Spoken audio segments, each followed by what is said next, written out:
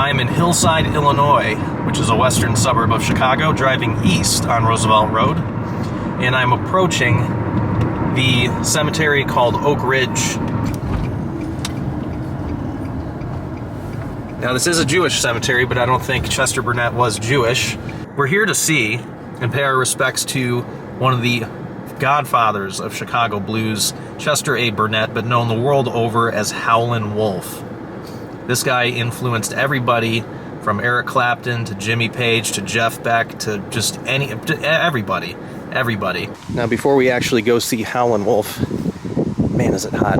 I wanted to show you something, because there's another very famous occupant here who is very, very much deserving of a little bit of the limelight here. And here he is.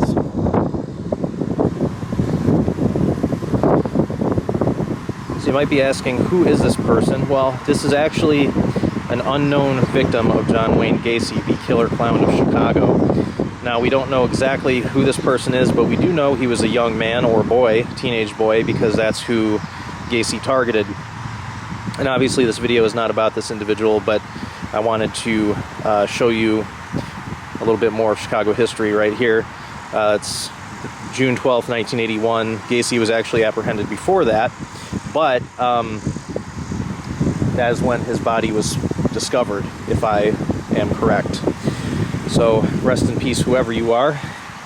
And he's right here outside the Roosevelt Road entrance. You can see a bunch of very distinct tombstones, and here he is in relation to big mausoleum, little family mausoleum, and this distinct stone right here. So just wanted to give this young man a little bit of the limelight before we go see the wolf. Now that I'm looking at it, the cemetery is bigger than I remember, but it's actually still not that big. We're driving along section 10, and if you're kind of a cemetery hopper like myself, you'll know that a lot of times cemeteries are not organized in the best possible way. Kind of makes you wonder why cemeteries can't just be grids like cities. It might actually make more sense. But, I'm not the one that designed it, so I don't know. But if I remember correctly, he's somewhere over here by the fence, or making progress, section 13. And I do remember there's wooden fences off in the background there, and I think I do remember that from the last time. The last time, ironically, the last time I visited Howlin' Wolf, it was freezing cold. Now, his stone is light gray, and it sticks out. It's not a huge stone, but it's big enough to where it's pretty noticeable.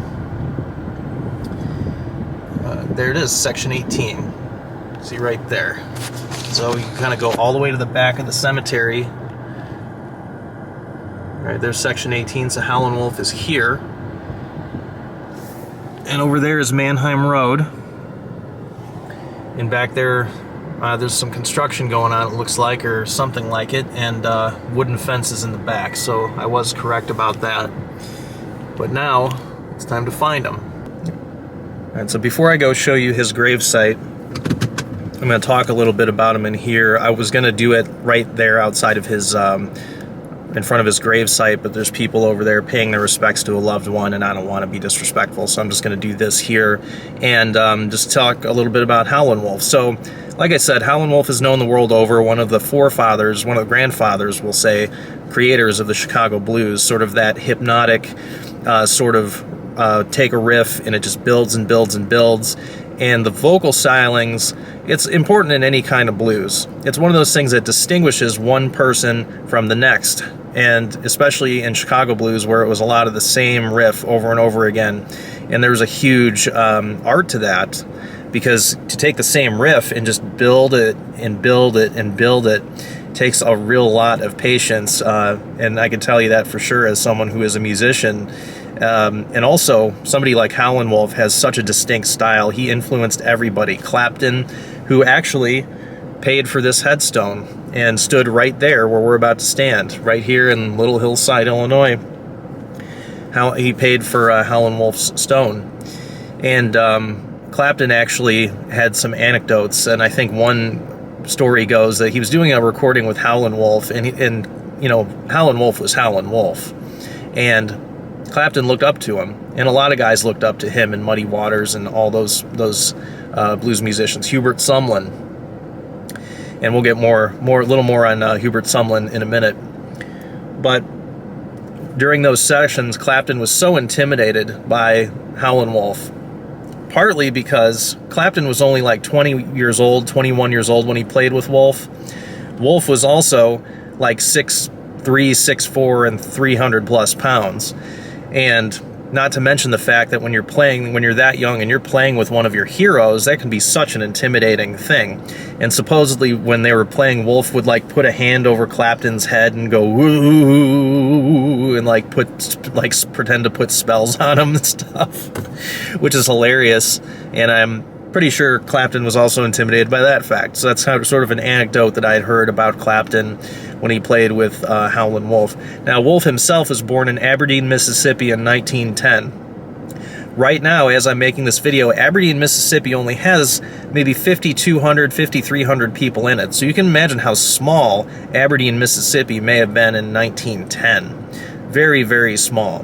Now, how did Howlin' Wolf get his nickname? Well, Howlin' Wolf got his nickname supposedly because he accidentally killed a bunch of his grandmother's chickens. And he was always a very large kid. Kids don't know their own strength, and he probably played with them a little too hard and accidentally killed a bunch of them. And so his grandmother likened him to a wolf, which would do the same thing to chickens, just kill them for, on purpose though. But Chester did it by accident. However, later in life, Howlin' Wolf claimed that he got that nickname from singer-songwriter Jimmy Rogers. Now, growing up, he also listened to Blind Lemon Jefferson, Charlie Patton, Ma Rainey. These are among some of his primary influences that helped him develop his own style. And he started making a name for himself. In the 1930s, he started making a name for himself and playing as a solo act, eventually recording for Sun Studios in West Memphis.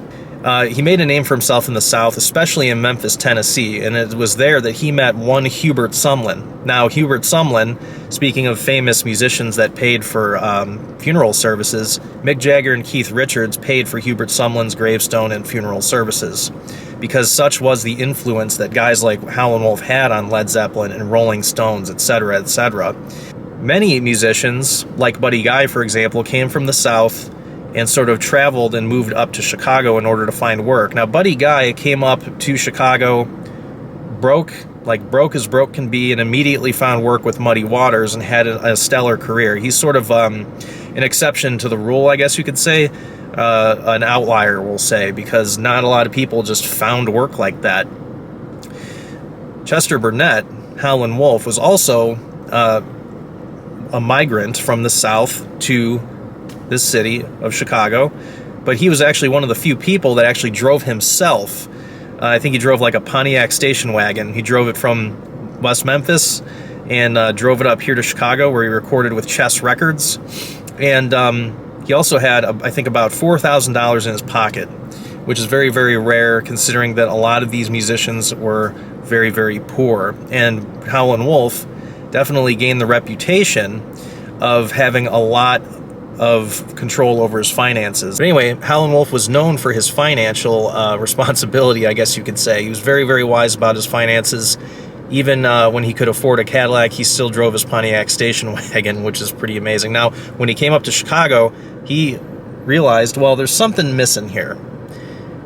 There's something missing, and it's one of my former bandmates, and it's guitar player Hubert Sumlin. Now, his influence cannot be overstated. Just look up Hubert Sumlin. He's on so many different classic blues recordings, hugely influential, just like Howlin' Wolf. And the Wolf came up here to Chicago in 1952. This is eventually where he would die at the age of 65, I believe, of kidney failure. He was having health problems for quite some time and had an operation to fix his kidney issues. However, he died from complications of that. So there's a whole bunch of different anecdotes about his life, and one of which is he was living with his great uncle. He killed one of his hogs out of anger because his hogs actually destroyed his dress clothes, and so his uncle chased him around on a mule, just whipping him. And Chester, the wolf, decided that he was going to have none of that and walked, supposedly, as legend has it, 90 miles barefoot to his father's house for a better life, and also temporarily changed his name to John in order to disassociate himself from that painful time with his great uncle. So Howlin' Wolf is probably best known for his 1956 song Smokestack Lightning, and the people who are paying their respects are leaving.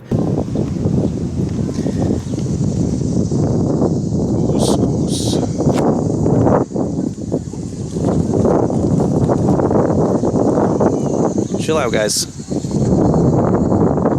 Chill out. Come on. Come on.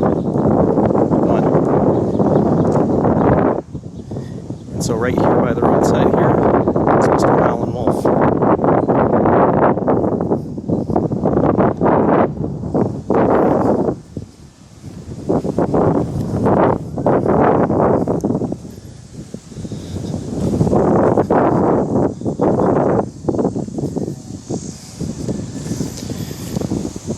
There he is, Mr. Chester A. Burnett, also known as Howlin' Wolf.